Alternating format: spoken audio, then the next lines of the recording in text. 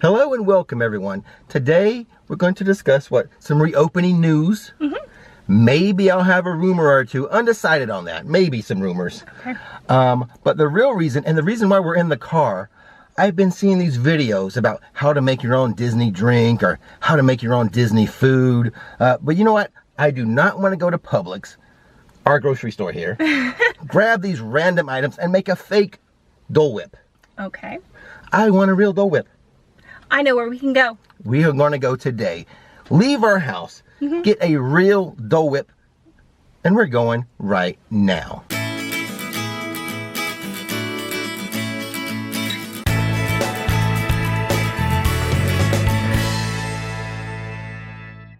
And here we are at the Twisty Treat in Ocoee, Florida, home of the Dole Whip. Let's step in line and order ours. An official Dole Whip pineapple float. I cannot wait. But I do have a strict no eating on film policy. Yes. So let's give this a try right now and we'll report back to you how it compares to the one at Disney. Alrighty guys, we have just finished our Dole Whip, which by the way here is $3.75. I think that's a little better price than what they do it at Disney for. Well, you're paying for all the ambiance.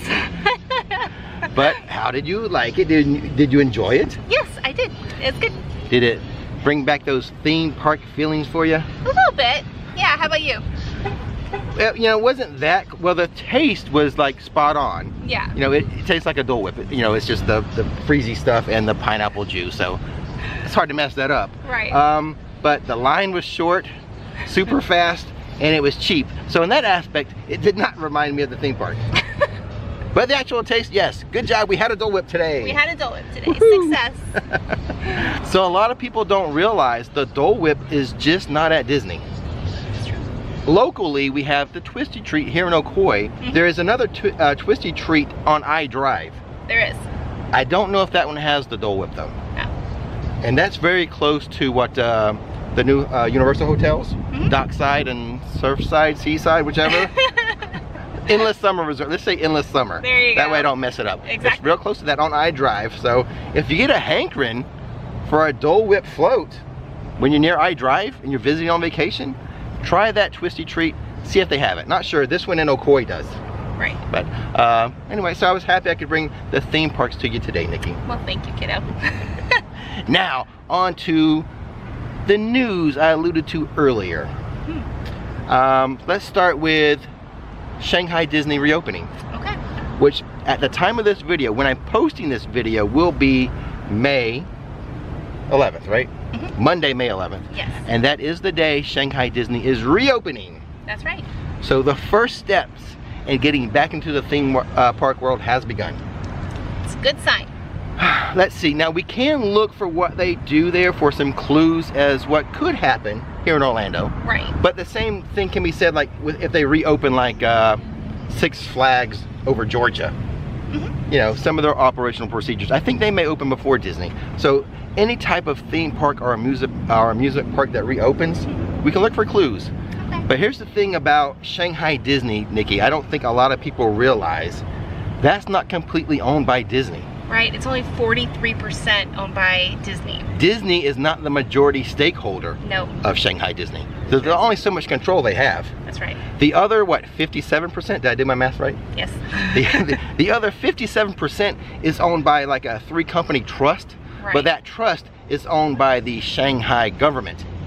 Yes. Or the Chinese government. Well, actually, they say Shanghai government. Oh, the Shanghai So government. whatever that little local government is there. Gotcha. So basically, 43% owned by Disney, 57% owned by the communists. So we can't take everything they do over there and apply it to what's going to happen over here. The good news is that a theme park is reopening. Yeah. Okay. Now that's China's halfway across the world. What about like in our backyard, Nikki? What's happening with Disney or Universal? Yep. Well, the news is Disney Springs opening what, May 20th? Yes. But that is just for limited third-party vendors. Right. There will be no Disney stores at this point open. Nothing owned by Disney. Owned by Disney, yeah. So you're going to have a few restaurants, a few retail stores that will open up. I will be there. I'm going to be there if I can get in, because it will be limited capacity. I think they're at the 25% capacity rule right now. Right. I think it's interesting to see how they handle it. We have a couple theories that we've been kind of rolling around about how they would manage that capacity level. But there's one way to find out for sure, and that is for me to go there and show you. Exactly. And that's sort of how I'm approaching all this, all the reopenings, is sure, we can sit in our living room or in my studio and kind of speculate on how things may be. Right. But I feel like the purpose of the channel, just in the near term, will be to show you what's really happening, so you can make your own decisions. Exactly. So that you can be informed as to whether, you know, it's a situation that you would like, you know, want to put yourself in or not. If it would be attractive to you or not. So when I go film the reopening of Disney Springs, it could be like, you can see what's on the screen. I could report to you what's happening. Some of you may be like, oh, that's cool. I'll go have lunch there. I'll go have dinner there. I'll go to that shop. Right. Some of you may be like, no, you got to wear a face mask. I ain't going. Yeah. But that's up to you. At least you'll know for sure with your own eyes. You can see through the video how it really is, because I'm the real deal Rix Flicks. I'm going to show you the real deal. Now, be warned though that there might be some things that you may not be able to film just because of HIPAA rules, you know, which is the Healthcare Protection Act here. Yeah. So there, you know, there might be some things that we might have to discuss with you after the fact. Well, like I can never show these security areas. Right, exactly. That's always a given. Not quite at the end yet, guys. You're almost there though. I want to remind you, click that subscribe button and that bell notification button so you'll know when another video is ready for you to view. Okay, we had to move inside the car because a truck pulled up blasting his country music. Yep, we're in Ocoee, so. We are in Ocoee. And hey, as I used to call it, Ocoee, I am from here. Actually, I went to middle school at Ocoee Middle School. Go Cardinals! But yeah, country music was blasting in a pickup truck, so. Hey, I'm not offended by it. I just didn't want to get copyrighted for it. Exactly. But what we were talking about, you last mentioned HIPAA. Yes. I don't think that's going to apply like for Disney Springs. I haven't seen them say anything about temperature checks to get into there. Okay. Now in the theme parks that would apply, because they were talking about maybe some thermal scanners or you know, the temperature gun for your forehead, something like that. Obviously, I don't think we'd be allowed to record there like we're not allowed to record security. Yeah, I would agree.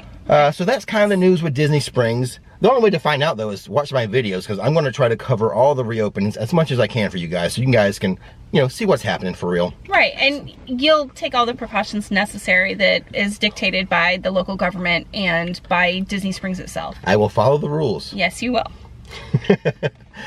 So now what's happening with Universal? Yeah. Last week we saw the article on attractionsmagazine.com that said Universal City Walk could be opening, actually, whatever today is, May 11th, that you're watching this. But we have not heard anything from Universal, so I don't think that's going to happen.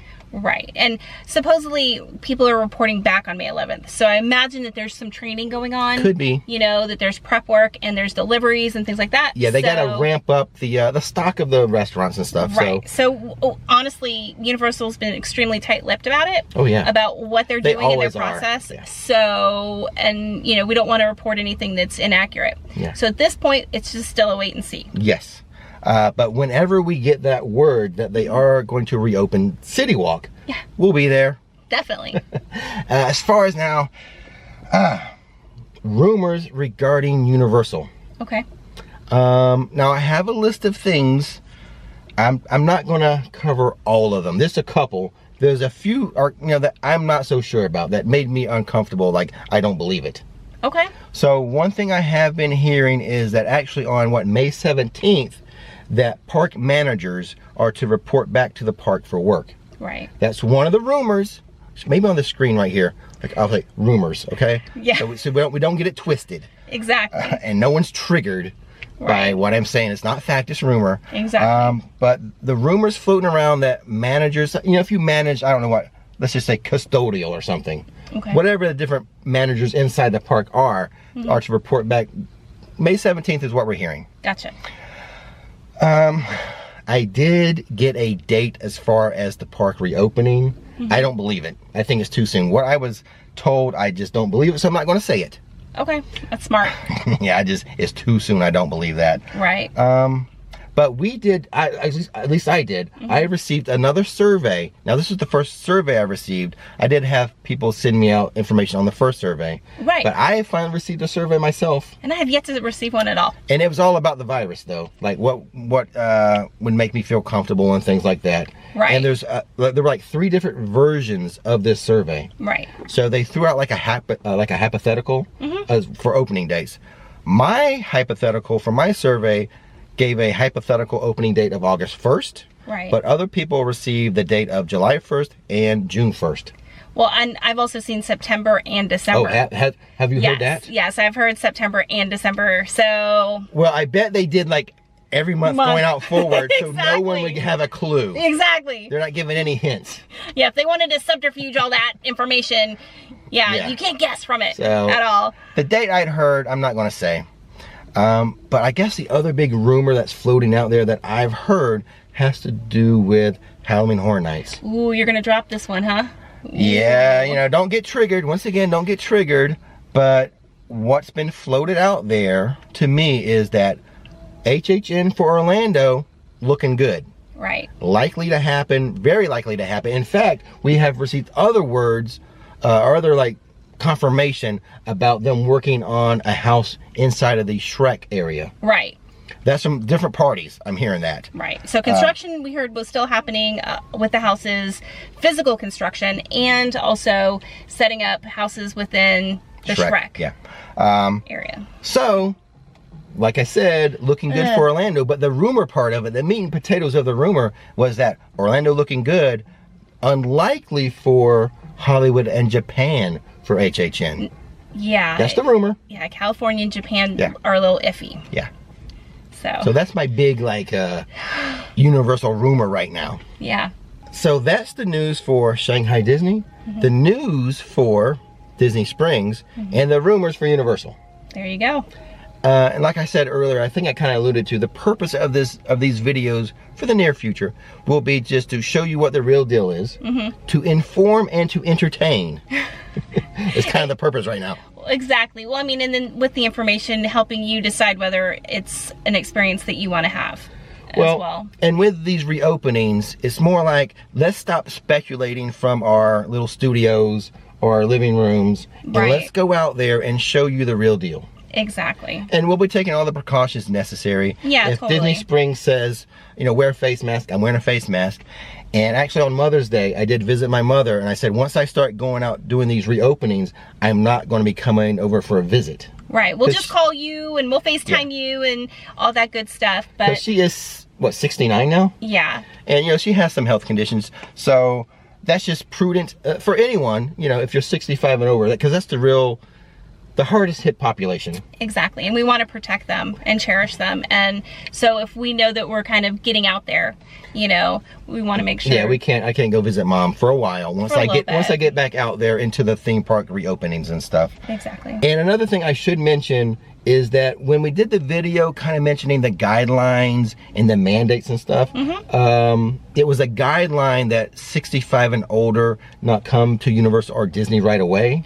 I got some questions and people kind of took it like they were banned. Right, and they're not. That's not how we read it. No, it's not. They're encouraged not to come. Right. It's still your decision. Just phase 1 and 2 is what we read, correct? Right. Yeah. I think so. Yeah, so. But the point is, it's still your decision. Exactly. Yeah, you're just encouraged not to because that is a riskier age demographic. Right. So, is that it? I think so. Yeah. So, stay tuned. Yeah. I'm looking forward to it. I'm actually pretty excited about seeing how this new world is going to evolve. Yes. You know? And the thing is, what I'm doing with the videos is I'm going to show you step by step how it is. Yeah. So as you're watching the videos, you're like, oh, that's not cool. I'm not going to go visit yet. But then not phase as 1. time goes by and I keep showing you what's happening at the theme parks, you're like, oh, okay, now they reached the point where I want to go visit. Right, where I feel it's safe for, you know, whatever reason. They're taking enough precautions. You're just not going to know that, but hopefully through my videos that will be conveyed to you. You know, and that's really what I'm trying to do is help you make a decision. Exactly.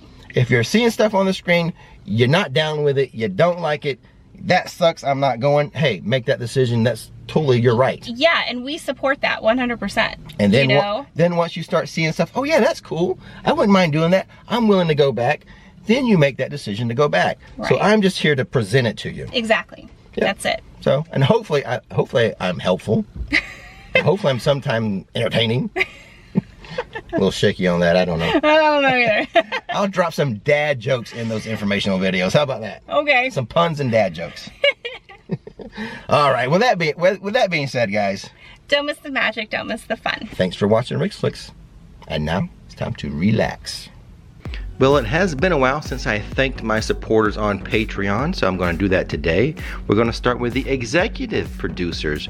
Thank you so much, Candace McBride, Randall Rittenberry, Hank Spalding, Andrew Bundle, U.S. Storm Shelters, Joshua Rush, the Luke family, Catherine and Daddy Dave, Wayne Fitzpatrick, Elizabeth McKechnie, Brett and Carla W., Michelle and Paul R., Jeff Howard, Tom Elridge, Cameron Alder, the Bykoski family, Dan Brewster, Josh Grabiak.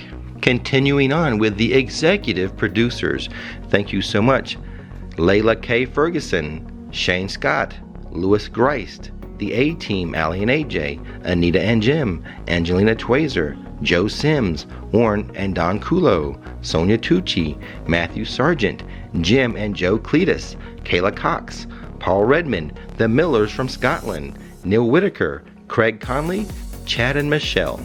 And now to thank the regular producers here at Rix Flicks, Brittany Keys, Larry Gans, Michelle, Shane Morrow, the Perez family, Desi, Adam Kazanecki, Armando Covelli, Ash Gauthier, John Andine, Shayna Rassman, Sherry South, TJ and Shannon, Will Antico, Brett and Mindy West, Bree and AJ, Andreas Martinez, James Conley, Ben Van Litt.